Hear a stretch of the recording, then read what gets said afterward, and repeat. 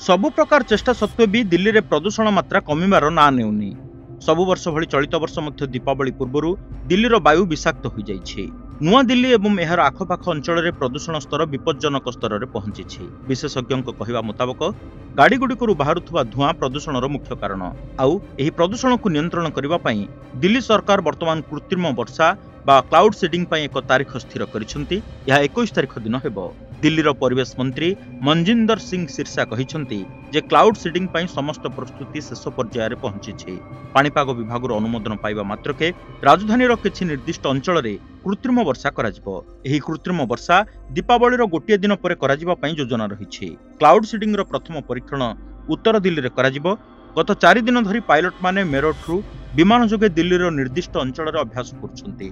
जेउठारे cloud seeding बा blasting कराजिबो से उच्चता को विमान नहीं पायलट माने अभ्यास करुछंती। एथिपाई बेसामरिक विमान चलाचल मंत्रालय समेत अन्य 23 विभागरू आवश्यक अनुमोदन मिलिबा परे सरकार क्लाउड सीडिंग पाई प्रस्तुत अछंती बोली सिरसा कहिछंती।